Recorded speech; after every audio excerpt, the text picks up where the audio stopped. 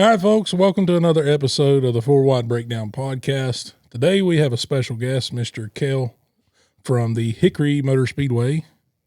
Great to be here today, guys. Appreciate y'all having me on. Oh, the famous Cale Lineberger. The man, the myth, the legend. He is the man. So, what are we looking forward to this season? This season's going to be pretty good. The biggest thing, and I know it's been in the news a lot, is the ARCA race, March 28th at Hickory Motor Speedway. First time ever. I mean, we've had, Busch Gardens National Series races there. The Cup Series used to be there up until 1972. And, the ARCA E-Series coming to town. I'm pretty excited about that. I think it's going to be a big thing, not just for the racetrack, but probably for the area. I think it's going to bring a lot of people in town. Definitely going to be bringing a lot of people in town. You think they're going to have to do any modifications to any of that, like structure-wise, seating? They're going to bring any seating in yet, No, I will tell you this. I went for open practice day this past week, and they're really working hard on trying to make things more accessible to all fans. Yeah. And they're spending a little money and they're making the walkways where you walk through the grandstands wider. Okay, yes. And they're also putting handrails ever so often That's down through great. there. So, Yes. and that's going to be a game changer for I think for a lot of folks. I know our own track chaplain, he made a comment at the banquet this year that, he thought about hanging it up because he's like, sometimes it's hard getting all the way down there. And I'm not going to lie, I've bat wiped out a couple times. Reverend Jim? Huh? Reverend Jim? Yeah. Yeah. I've about wiped out a few times going down there to do interviews and then having to, walk back up the mountain there. And I think it's going to be really helpful to a lot of fans. Yeah, I think that could be, I could see that as a, which it's old school. That's how it's always been. But having that ad, I think it's going to help a lot. Because they only got one as I know of. Yeah, it's just the one like right there. Right there at the fence. Right there at the fence at the start-finish line that goes down, and that's the only one. Now, are they going to put handrails or anything up on the red bleachers? The wood bleachers? If they are, I didn't see that happening yet. Okay. So like I say, when I was there More on the concrete last seats. weekend, they had, had built like a frame box where they could pour the concrete. Yeah. They were going to go ahead and put, they're nice. They're red to kind of match a lot of the other, motif around the racetrack, the old Winston style stuff, but had it powder coated and everything real nice. So I think that's going to be a big deal. I know kind of one of the things it's in the air. They're working on it, but not going to be, I'm sure anything like that's going to be done before the ARCA race or anything is, fingers crossed. They've been getting some estimates and everything on getting it paved. Right. That would be amazing. I'm anxious to see that, man. I know we've had the old pavement since forever. 1992. Yeah, since day one, right? Yep, 1992. It's been a long time. Yeah. And I'm curious of what that's going to do, as in A lot of drivers are not going to know what to do coming out of four anymore if they do that. Yeah, with that dip that it's got. You got the inside line. It's a one liner all the way around, but is it going to add a lot to the top lane? I think it's going to be huge. I don't know if either one of you guys actually had the opportunity to drive on the surface before. No, we ain't that cool. Well, sometime we'll have to get y'all out there in my truck or something. But I know we had Connor, my son's birthday party there the last 2 years, and we were able to at a obviously very reduced speed to go out there. And I mean it's in a road car, it's bumpy. So you figure in a late model or something like that that's sitting, 2 inches off the ground, and it's you can see some of those guys. It gets dicey, especially at that one coming out of turn 4 you were talking about just a moment ago. Yeah, it really upsets the car if you're down low and you don't try to miss that thing. And as a fan, you sit down there in turn 4, kind of like when you're sitting facing the track, you kind of look to the left of it. You can kind of see down in there. You can really see the car just bottom out coming out of that, especially when you're low. You can go a little higher, probably miss a little bit, but man, you could really see that car smack the ground, go over that thing. But that's one of the big things that they're working on getting some. There was some talk in the off season about just paving the corners, starting doing that, and then going back later. But I think, and again, keep your eyes peeled on the social media stuff after they get something batted out. If that's able to happen, that I think they're going to try to do the whole thing. That'd be a game changer. Which I think that'll be huge because a lot of patches in that racetrack, a lot of concrete patches. Especially in turn 1. Turn 1's got a lot of patches. The front straightaway's got quite a few. They've added those recently. Yeah, that happened, I think, last season or season before last. They had to put quite a few in. Backstretch has not got a lot of patches. It's got a lot of cracks, though. A lot of places where it's... Did they do the seam sealer on the back? No, that's one thing they said. They tell you not to do that because it won't last because of the obviously the racing tires are so sticky. Yeah, it'll pull it up. Oh wow. Yeah. That's one reason, like if you have a rain delay at our racetrack, occasionally you'll have those deals, the weepers, especially if you lose the track entirely. It's a lot of that has to come back through if it soaks in. Yeah, so that cracks helps it come out of the soil underneath. Now this is totally theoretical. Now that you said that they're considering repaving Hickory, we were talking about it not too long ago back on the Clash episode. It would be great to see the Clash at Hickory. It'd be mind blowing, but the way they've been moving around, with these smaller tracks and stuff, it would be great to see Hickory on that ticket, especially with the repave. Oh, absolutely. And again, speculatively speaking, you think that's in the thoughts being the repave there? Even though the ARCA is there has been murmurings that is one of those things. There's going to have to, that the facility is going to have a lot of things done. I mean, because you're talking about like Bowman Gray when they went through it, you'd be having to do safer wall upgrades, and they'd have to the facility fix that where the track crossovers at over there in turn one. Yep. And it not that it's impossible, but it's going to take a lot of stuff on for that be happening, for it to be up to NASCAR, the big show standards. Yeah, right. You're talking about a lot of things coming from ownership of people that own the speedway itself, and some stuff from NASCAR. Would they upgrade the concession stand or maybe the press box up there where you're at? Well, I don't remember just a year or two ago the press box there. All that was upgraded. Yeah, there's been new flooring put down there, even better. New seats, the motif and stuff's been changed. So a that might bit up not there. be too bad. That's in a good spot. We put the new scoreboard in last season. I remember that. That was $100,000+. But that was an amazing upgrade. Oh, absolutely. Yeah. And there's so many things we can do with it that we haven't even done all of it yet. Like that new scoreboard's got the capability of instant replay, which you never had before. Never had before. And I mean, we can see, you guys see it at home every week with the Cup Series and everything else. There's things you'll see at home that you don't see at the track. Right, exactly. And Hickory Motor Speedway definitely the same way. You can catch something following it with the camera that you may not catch otherwise. Talking about catching stuff with a camera but when you're at home watching it, the camera's going to follow somebody going down in 1 and 2, but there could be a wreck in 3 or 4 that you see, that you're paying attention to, that the camera's late to get to. I don't know if you guys had a chance to catch our the fall brawl on Flow. If you do have a chance to watch that one, management and Flow and everybody was kind of able to come together and put a little more into the production of things. We had, I believe it was 3 different camera angles and a drone. Oh, awesome. Yeah. Drone was super cool and gave you a lot of extra, stuff, a little bit of extra things with fan interaction. I bet so, yeah. But just having the extra, where you could do picture in picture, have essentially 2 cameras going at the same time, right, running it through the VMix machine. It was pretty cool. It's I don't know, coming from the announcer side of it up there in the box, it100%. And I don't know, I'm one of those people, and Caleb will tell you this, I'm all about the experience, not just at the racetrack, but at home. Yes. And, not to put any other racetrack down, but I feel like if you go on Flow and watch from other racetracks, we have a great product and we have a great production team. Yeah. Yeah. It looks good. It does. Different perspectives. You see it on TV, but it's also good to sit different places when you go to the track too. Oh, 100%. Like you go down. Don't always, if you go to Hickory, don't always sit in the same spot. Same thing with other tracks. I don't know. In the local Me area. and Dad's always sat in the same spot. There's one year we still sit in the same spot. We sit in the same spot every time we go.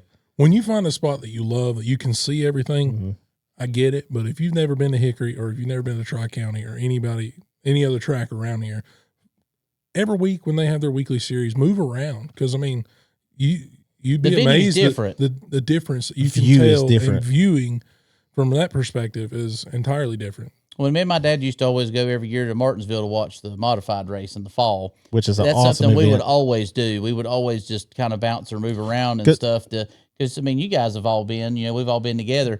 Where we a lot of times would go watch, and Turn 4 is a great place to watch, but you still get so much difference in how you get to see the show where you're sitting on the front stretch or turn one or over in turn 4. It's just, there's not a bad seat in the house. And the visuals different too. But like at Martinsville, you go down to turn 4 and sit. The sound is different than sitting on the front stretch. Sitting down in turn 1 because they're coming in breaking's different. Because they're laying down. Talladega, same way. That was the coolest thing whenever me and you went to Talladega and got to experience. It's like all quiet, and then it's just, it's like a sonic boom coming past you. Yeah, you sit there like up top where I think row 51. Yep. And was in the tri-oval, and you hear them, and they come off 4, and when they all get flat right there coming off 4, it's silent. Then get for like closer, 10, 15 seconds. It is wild. Then they get close to the tri-oval, then you pick back up. It's like the sounds behind them. It's so weird. It's so cool though. Right. That's crazy. I told Cale that. I was like, watch this, listen to this, and he's like, all freak, he was all excited, freaked out. I was like, no way, that just happened. Oh man, I told him the only thing I had ever experienced up to that point that was even similar was like going to an air show and having a jet come by at nearly or at Mach speed where it goes past you and then you hear it. Yeah.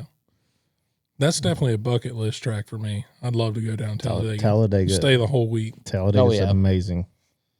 Yeah.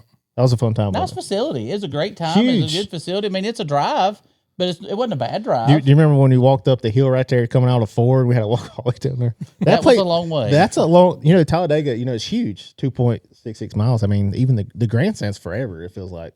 Yeah. Yeah, because just going to our seats, it was like, I don't know, from the time we got out it was a good 30 to 40 minute deal from the time we got out of the car till we got to the seats, just because it was that far away. Yeah, it felt like it. It felt like it. Anyways. And we got lucky in parking. Well, yeah, we got so lucky. I was like, pull over there, we'll see when he. And I was in my little car. I was in my little Toyota, so I mean, it just worked out. That thing made it, dude. It did. I drove down, he drove back. But a lot of great things happening at Hickory. I appreciate you guys asking about it. I mean, anybody watching the podcast, come see us. If you see me around the racetrack, come holler at me, and you can do like me and wave at you from below there. We're at the concession stand. That's right. I went up there, but that's a lot of good things. Like I say, the ARCA race is coming to town. The Throwback Classic, obviously the Cars Tour making its return this year. We're gonna have a couple monster truck shows for people that are into that kind of thing, which is always fun to watch. Sure. They tear up a bunch of stuff. Nights of Destruction or Tour Destruction. Yep, Tour Destruction. Night of Destruction is. Always seems like there's so many people there. It is so packed. Like it ain't even funny. No, it's not. I went when they first started coming to Hickory. I don't know. I was in high school. I think it was 2016, 2015, something like that. We sat just on the outside of turn 4, front row. And when they had the the trailer race where they were pulling campers and boats. Yeah. Dude, I was itching. You probably thought I was a crackhead going to school because all the fiberglass and stuff from dragging those trailers and campers, and just running into each other, throwing all that dust up from the cars and the track and stuff, dude. I literally would wipe my eyes like that and dust. I mean, it was nuts. Sometimes when we have a rough night there, even like it, with our regular program. When you go and put out the speedy dry stuff, man, I feel like SpongeBob when he's out of water. Oh my gosh, I bet so. Anything else about Hickory coming to town? Anything different that's set off? That's besides the ARCA. Has anything else crazy? That's the biggest thing for the season. Again, like I say, Cars Tour coming back to town. ASA Stars Tour. Yes, the Super Late Models. They'll be in town. I like how the cool thing about it, they're doing a neat deal between them. It's going to be kind of like a whole little weekend thing for the 600 because they're coming and doing Thursday Night Thunder in the Foothills at Hickory. They normally do that anyway. They do that anyway, but see, they're going to Tri-County. It's either Friday or Saturday night, and they're running up there too. Oh wow, what a so that'd be like a whole. You get a if you're a race fan, special. you got a great it'd be like a great weekend. You come to Hickory. Maybe go watch the truck race or something, and then go up there and then watch the Coke 600. And it is cool because they'll bring some of the NASCAR guys that run full time there, and they'll get in there. Like Chase has done it before. Oh, he's done it the last couple of years. Byron's done it before. Yep. It's really cool to see those guys come in and come to the local short tracks and run those the ASA. I got my first experience this past week, or 2 weekends ago. Connor and I went by the racetrack, and they were having one of those not NASCAR related, but one of those. The thing where they're always out of control. That's a lot of things. That's the whole point where they're drifting. Drifting. The drift. Okay, yeah. Man, there was some really nice stuff there. I was impressed. Yeah. I like the. I saw the map online. The map that they use to do the drifting. It's cool. Wild. It's cool how they utilize the whole entire track in the infield. That's cool. Piedmont Drift. That's who it is. Was that they put it on? It's. I don't know if it's a drift league or what. If they go by a point system or what, but I think it's Piedmont Drift that does it at Hickory. They did a really. I mean, it was not, and the cars there. You had everything from a guy in a $500 Miata all the way up to some people had some really nice BMW Mustangs and Camaros, all kinds of stuff. I mean, they had this. It was pretty cool. We were testing equipment, for the first of the season and whatnot, and they were having their. So what happened, Cale? They ran out of storage. Yeah. Like, is it like the pods, or is it like a storage unit? It's the pads. It's the pads.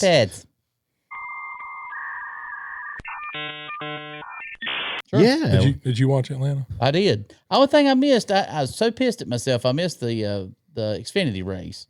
Watched the truck race. Yeah, I didn't get to watch it. Enjoyed it and enjoyed the Cup race.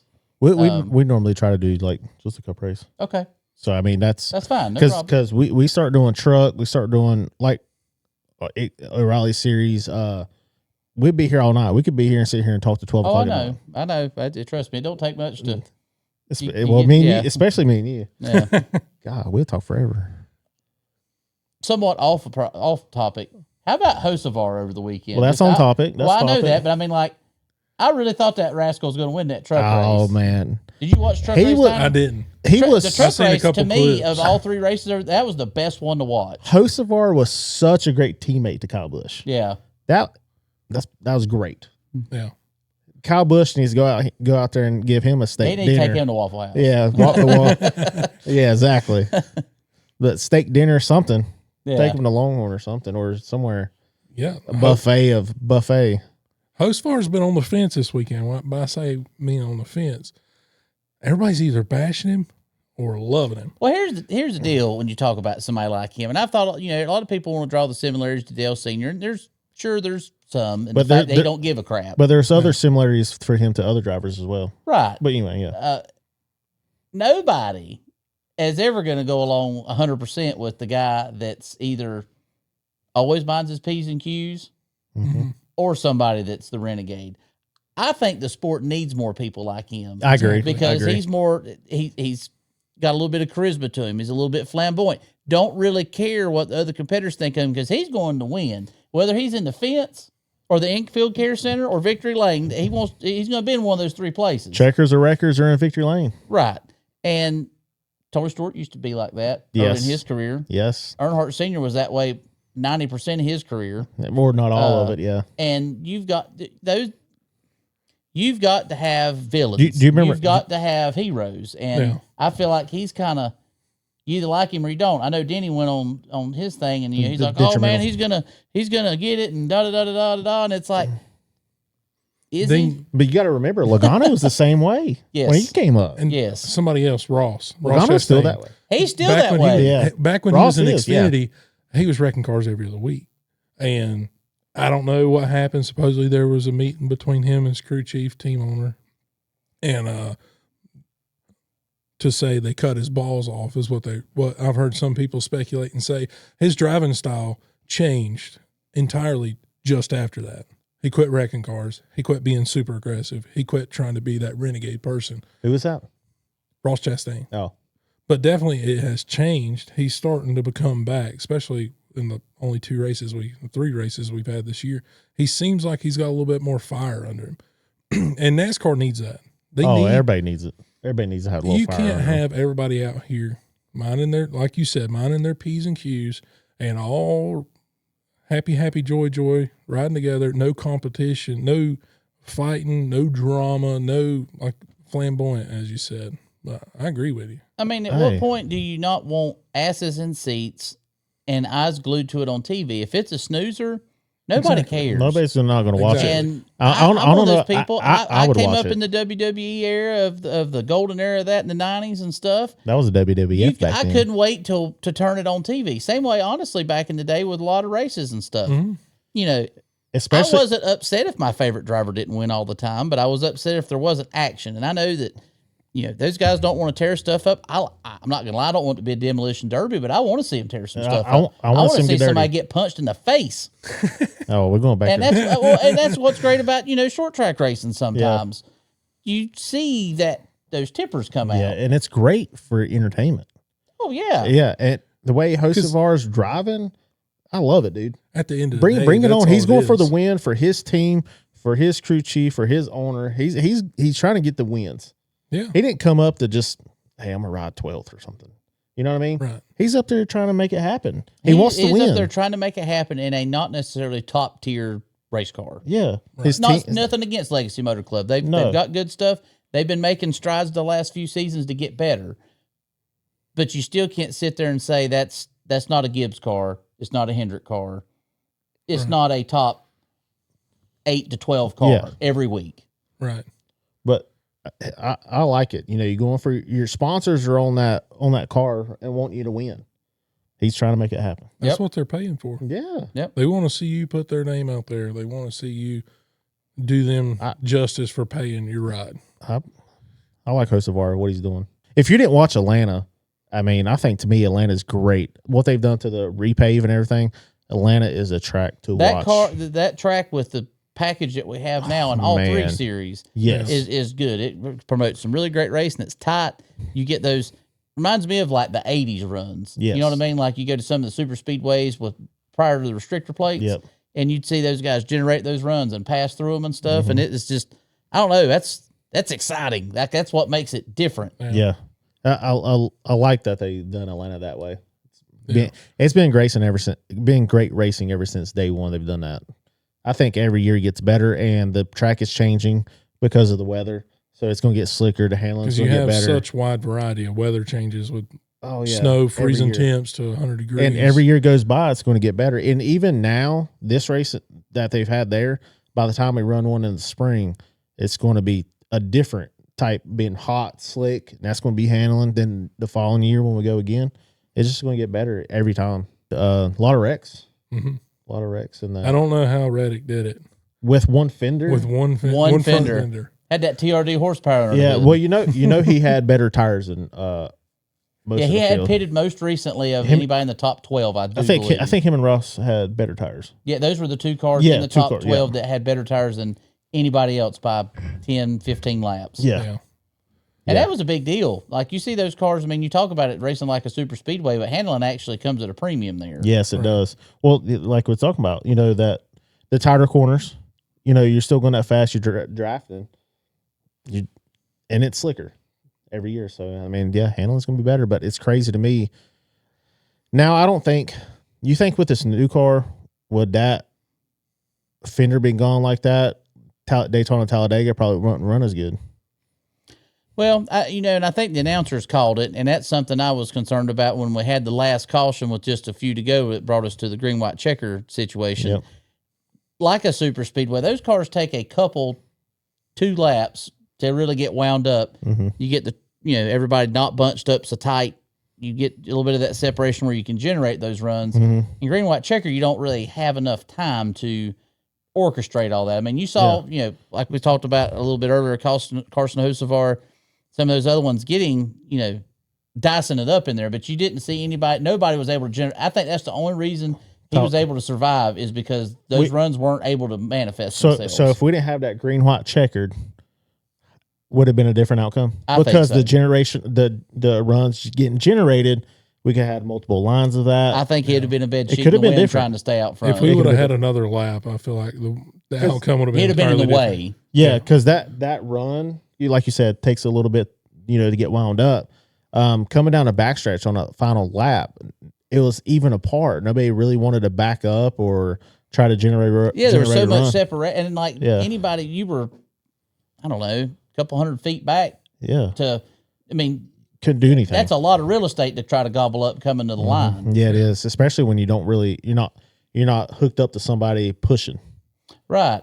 And you saw some of those cars having some handling problems all those day. old tires. And All day. how scared do you think some of those guys were to give the guy in front of them a shove? Because you've seen a bunch of people all day getting out of shape and having a bunch of trouble when they didn't get those pushes at the right time. Exactly, especially with the tighter corners. Look at Kyle Busch. Kyle the Busch had situation he ended issues. up with Noah Gragson early in the race. Yep, he came up and got tagged and went to the center of the backstretch wall. Hard hit. That was a hard hit, especially with those straight forward of the way the car hit straight into the wall. Logano spun out, but that was Hocevar. Contact with Hocevar. Yeah. Yep. Yeah, he had a contact with Christopher Bell as well. But that was at the end. I think it was I don't know what percentage who you would put it on with Logano and the Hocevar situation right there, because if I remember right, Hocevar was on the inside line. Yeah. He was sliding up the track coming out 4. Because everybody goes to the wall when they come out of 4. And then Logano was moving down ever so slightly, and at the same time, they made just enough contact to put him out. I think you call it a race. You hate to say it because it's cliche, but a racing accident. I mean, that's part of not racing. anybody that meant to. Right. I don't think there's any malicious intent there. It's just a crap happens type situation. I think Logano, like, you can't run the high line like against the wall like you would like Darlington and Atlanta. You can't do that. No. So I think you have to come down. And Hocevar's coming up. I think it was like one of them things, like one of them racing deals. And Hocevar, not saying anything bad about Hocevar, but he was in another one with Bell at the end. Yeah. Remember when they went green? Yeah. And they went green. He tried to shoot the middle, which he had a run. He had a run. He's going to take it. And the Speedway style races, it's open, closed, just like that. Blocking if I was a competitor and I'm not a race car driver, it would scare me to death to just going at that type of speed and just pull right over in front of somebody. It's like going out here on Interstate 40 and going at 80 miles an hour, and you're just going to pull over in front of that transfer truck going 100. Yeah, exactly. I mean, because it's just you're going to have those things. Hocevar's ballsy. He's gonna stick it in there where there's a little bit of space, and it might work and it might not, but he's okay with the outcome of that. Exactly. And I'm glad he's going for it. He's going for the win. You're at the it's time to go. Yeah. You can't sit around, I'm just going to wait. I'll do it next lap. There might not be a next lap. I feel like on that green white checker, the biggest loser, and I will say was Bubba Wallace. Yeah. Yeah. I felt like, considering the shape that Reddick's car was in, I think if he wouldn't have went for that block, definitely. If he wouldn't went for that block, I think he'd have won the race. Good, because he went to block on that Hocevar. Yep. And I think that really cost him a lot because it finished, 8th, I think, 8th or 9th? Finished in the top 10. It was top 10, yeah. But might have been top 5. But not what you were looking for really at the end of the day, considering everything. There was 12 cars that hadn't been involved in an accident all day. Maybe if that. It seemed like everybody was. Man. Especially if SVG coming down the front straight grass twice. Yeah. It didn't work out too good for Sam Mayer in the Rally Series. Oh, yeah. He caught that storm drain, and man, it ripped the whole front end. He came up there to congratulate his teammate. Shout out to Creed for his win. Yeah. Runner up 15 times. My goodness. But he came out there to congratulate him, and you know how they come down pit road. Well, he went through the grass and just killed the front end of where he hit the storm drain. Blew the whole front splitter off of it. Old Dave Moody had me cracking up on Channel 90. He said, old Sam Mayer wanted to congratulate his teammate, and he turned that Chevrolet into a Cat D9 dozer, and he moved 3.8 metric tons of earth. That's great. Watch out for him storage drains. You remember that year we was at Charlotte? Chris Buescher. Buescher hit the drain down there and went. Was it the drain? Because airborne. I thought it messed the toe link, broke the toe link. It did break the toe link, but remember he got in there and the tire was flat. So the tire flat hit, then it flipped, and then it went all crazy. Now that's a flipping Charlie you don't ever see every day. No, that's why they removed that one too. I don't blame him. That was a pretty bad wreck. Yeah, it was. We was there. Oh yeah. Yeah, man, that was wild. Seeing it in person's, you see it on TV. When you see a flip in person, it's pretty. There's wild. a handful of things in motorsports if you're a real fan, you have to see. One of them is a full bodied car flipping. Yep. Going end over end. I mean, obviously you don't want nobody to get hurt, but it's a sight to see. Yeah, it is. And second of all would be a body blowing off a funny car. That's wild too. I've had a chance to see that twice. That's pretty neat too. See ya. Because them things will fly. Them things come Oh yeah, hundreds of feet. Now. Come down and hit you in the head. Well, you'll know it. Man, I'd hate to be on the shit end of that stick. I mean, good Well, that's one reason they have cables and lanyards on that stuff even now. Yeah. Oh yeah.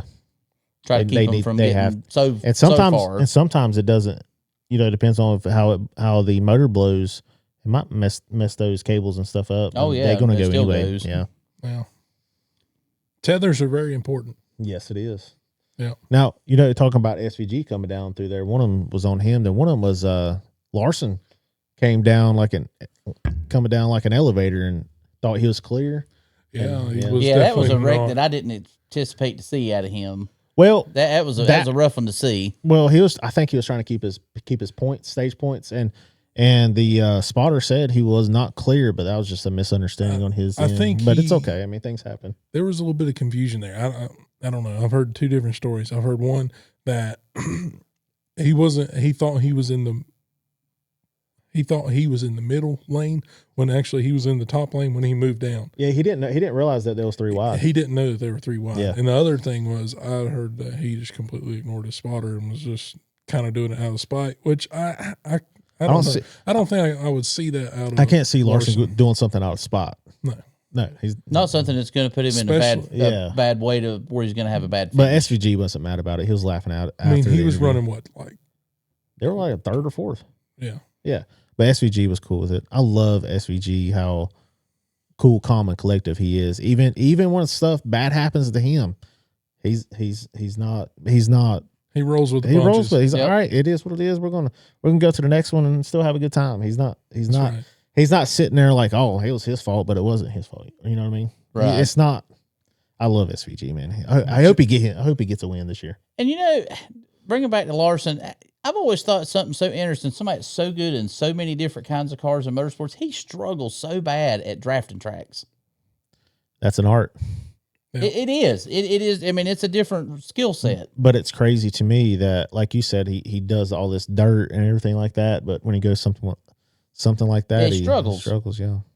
Even at mile and a half, sometimes he struggles. Everybody has their strong suits. Yeah, man. but he was doing good then. Yeah, I mean, not taking. I mean, he was having a good run when that happened. And he in the stages, he was getting points and everything like that. I mean, everything was good. He'll get his due. I think that's one thing he needs is a Daytona 500 win. Yep. Speaking of stage points, I got to make a point to say this. Yes, you do. If you're not following us on Instagram and TikTok, I don't know why you're not. You can see some shorts and stuff, blooper clips of everything that we got going on. And YouTube. And one of the most recent TikToks we posted was about our conversation of Mr. Bubba Wallace being the supposed caution stage win king, because he has, now, like Cameron said in the video, correct us if we're wrong, but it seems like this guy has more stage wins under caution than any other driver. And just so happened, after we posted that video, somebody commented on there and said, you guys are a bunch of morons. Stage points aren't that important. They will be, by golly, this season. They've been like that since we started. Stage points will be somewhat crucial, especially getting towards the end of the season this year. But just so happened in this race, was it stage 1? Stage 2. Stage 2. Because Cindric got stage 1. Stage 2. Stage 2. Because they had a caution. They had a caution come out about 150 yards before the start-finish line. And guess who was in front? Mr. Bubba Wallace. Even though it looked like Byron was leading at that point. They went back to the scoring loop before the finish line. So they went back to the scoring loop. Bubba was in the lead. But at the time, Byron was in the lead coming across the line. Caution come out. They went to the back scoring loop. Bubba. Just to help prove Cameron's point, there you go, whoever you were that commented that. I mean, we love the hate. We love your opinions. Please give us some more opinions. Leave us a like, comment, subscribe, follow on any of our social medias. Let us know what you think. Definitely leave us some questions. Maybe you might start doing some Q&As here in the next couple of weeks if we get enough questions. We'll definitely be answering those. But anyway, back to your regularly scheduled programming. The Atlanta race. Yeah. Never disappoints. I mean, that's going. I look forward to it every year. I think if you watch a race and be like, all right, so you got your year's coming up, you want to say, hey, I need to make time to watch a race. I think the Atlanta race, either spring, actually both races, I think they need to be on your calendar. I've heard so many people commenting and talking about how good this Atlanta race was that Probably the best one. people who Atlanta's a great track, awesome track. People who only watch it at home are saying that they want to go down to Atlanta. They want to spend the week down there, camp it, watch it, live it. I mean, and what they do with the doubleheader with the truck race and the O'Reilly Auto Parts Series race, the doubleheader is awesome. Oh, absolutely. Yeah. We've done that. Yep. That was a great time. I've never been to Atlanta, but that's a track maybe next year I want to go to see. Yeah, it's within good driving distance of here. 4 or 5 hours. I mean, it's like a small beach trip. Mm-hmm. Yeah, I've done it. We've done it. I drove down myself, met Chris there, and watched the Cup race 2024 fall race. We've done that. That was pretty cool. A lot of people who also were saying that they were going to hate this new chase format. I love it. It's great. I love how a lot of people say they hate crap before it actually gets into play. That's and now those people who said they hate the chase are like, man, look at these points these leadings are pretty good. I mean, they've got a good chance. I mean, some of these drivers got a good chance to put themselves out in front. Those are the same people I think that, I hate the playoffs. Those are the same people that don't like change. Yeah, we got they released the All-Star format today for Dover. You see that? Mm-mm. They got yep. I know you sent it to me, but I didn't get a chance to actually. If you want to, if you want to roll through it real quick. It's so the All-Star race this year is going to be at Dover. Right. Obviously, no lights during the day. Concrete. It's going to be like Charlotte back in the 80s. It's going to be slick. Yeah. Or Atlanta. Remember the one time we went to Atlanta? Yep. Was it 86, 87? 86. Yeah. 1 year. Then 2020 is when we started because of COVID made us do everything crazy. Well, that's when it was at Bristol. Yeah. With the underglow lights. Yeah, I remember that. And they had the numbers towards the back of the fender. Yeah. That was stupid. Testing that out a little bit. That was stupid. They just need to put it. These cars, they just need to put the number. Put it in the middle because that's easy. Of the door. I don't care what. I understand the whole deal with wanting it to be in the right spot for the sponsor. Totally get it. Yeah. It looks best in the middle. It does. It looks better. We've done it since day one, right? So stage one, or not, I'm sorry, not stage one. So there's going to be 3 segments, 75 laps, then a final for 200. All right. So there's not going to be no open. We're not going to do an open. So there's going to be the first 75 laps. They're going to run all cars. So I guess you get points along the way. And then 75, you get, I'm not sure if they're going to do points. I think it's going to be the better average finish of the first 75 laps and the second 75 laps. And then they're going to run the last 200 with only 26 drivers. So what that's going to be made up of, it's going to be made up of the winners, past champions, and past all-star winners up until then.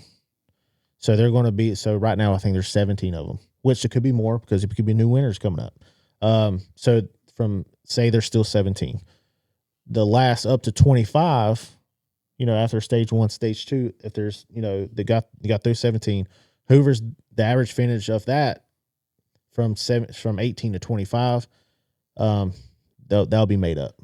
So then the 26, it'd be the fan vote.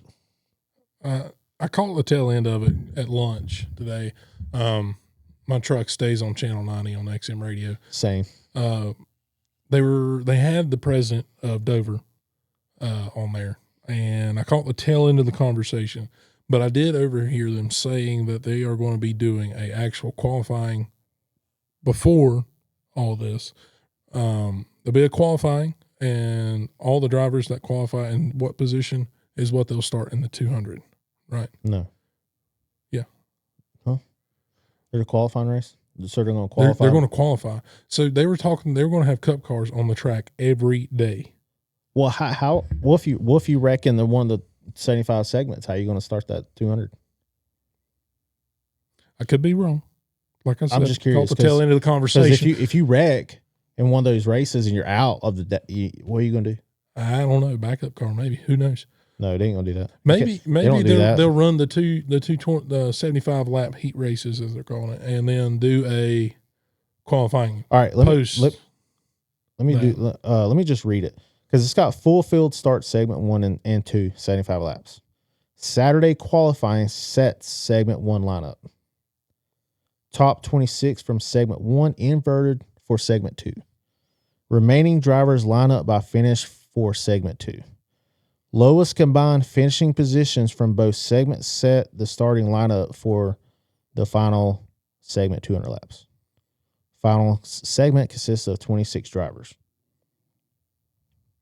2025-2026 NASCAR Cup Series race winners, 1 fan vote, and past series champions all-star winner competing at full time. Remaining drivers based on combined finishes position of segment 1 and segment 2. I don't know about your qualifying deal. They're probably going to qualify to see where they're going to start the segment, segment 1. That might have been what they were saying. Yeah, but I don't. But if they're setting it up to start segment 200 for the 200, the third one, I don't make any sense. The more you know, people. That don't make sense. Nah, I don't know. I didn't hear. I'm not the most intelligent individual. I mean, something like that makes sense, because, and then we could get into a whole separate story about how my opinion on this, but I feel like the All-Star race over the years has gotten watered down a little bit. Yes. Because they want everybody to be able to be a part. I mean, I know you got sponsors and TV deals and all that jazz, but it has to be special. Yeah. It's just like what used to be the Bud Shootout at Daytona. Oh yeah, don't get me started on the that. Clash now. What used to be Bushel. Correct me if I'm wrong. It was past pole sitters. So that one, right? It was just if you got a pole the year before, or if you were a past champion, it was the only way you got in. I'm not sure about the past champions, but I definitely know it was the pole winners. I could be wrong. I mean, some years you might not have 10 cars. Definitely. I was okay with that. They put on a good show. Well, the All-Star race was only there for a while. Was what? Winners and 12 to 15 champions. cars, and that's it. See, you're going to have 26 cars on the field. Huh? You're going to have 26 cars on the field, and there are not 26 all-star drivers in the Cup Series that I feel like. But also, people don't want to sit at home and watch 8-10 drivers on the track. And I get that. But I think that's the reason why they're having the 26 number that they're going for, is to have a little bit more, not per se all-star drivers, but you got basically drivers, half a field. Yeah. Half a field out there, and it's the fight for the $1 million or whatever the purse may be. Now, segment 1, segment 2 is going to be all 36. Yeah. Yeah. So, I mean, I think they've taken away the open, which used to be those other cars that didn't make because remember when they did it before, like whatever the past winners were, they sat out there in the open. They didn't do anything until. Exactly. They didn't do anything, and it was only the open winner that got in. Yeah, open winner, then you had your fan vote. Yep. So, I mean, this is definitely different. But why not do something different? We're going to Dover that. The whole thing's different. The whole thing, yeah. You going in no lots. You going a mile track. You going, just the Monster Mile. Yes, Miles the monster. He's the man.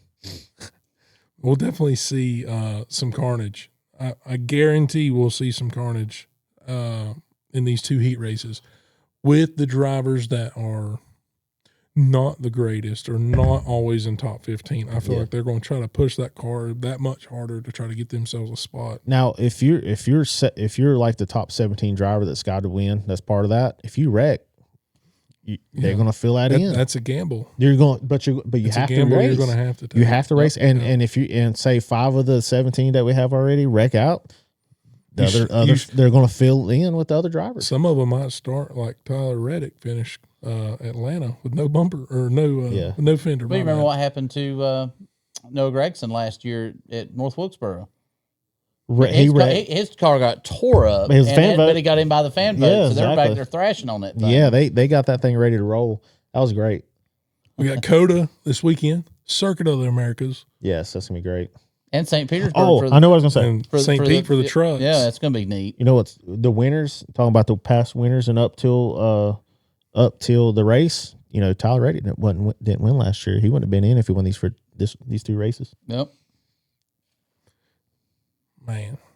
COTA, Circuit of the Americas. My bad. I messed that up. Yeah, go It's back all to that. Go back to that. We got I can't wait. it's going to be a good race. We got Trackhouse has got one more road course individual joining them this year with Connor Zillett. Yeah, new. I'm anxious to see what he I'd be can do. anxious if him and SVG start duking it out, trying to figure out who. I mean, Who's going to bump? nothing against the other guys that are good at road courses, but those two guys. I mean, there's going to be two to watch. Well, also Tyler Rex won there. Bell's won there. Byron's Yep. won there. Chase is won there.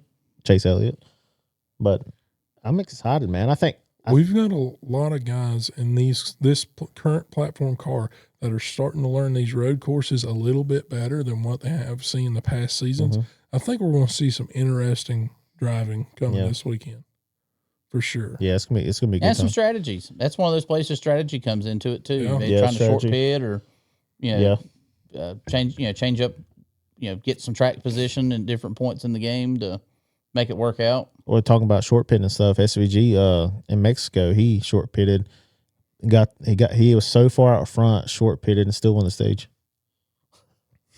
That's nuts, man. It's like, how do you do that? You know, And when you're 16 seconds ahead of everybody, you can do stuff like that. He just has so much more of an advantage on that type of racing, given his background. oh yeah, That's mean, fine with me. because the current Cup car, I mean, it's Similar. It's very similar to an very Australian similar. supercar.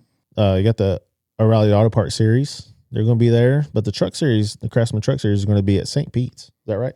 Yeah. Yep, with the St. Indy Pete's. cars. Yeah, that's And going to be cool. You said the Indy cars, right? Yep. Yeah, IndyCar. Yeah, Indy's running that. I the like the same doubleheader, weekend, too, yeah. I believe. Yeah, truck's running on Friday, Indy car's running on Saturday. Yep. I forgot about the IndyCars going there. Yep. That's what's up.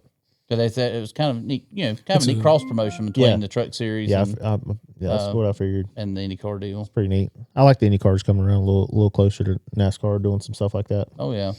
Some street track racing. Well, the trucks hasn't been on a street course, Mm-mm.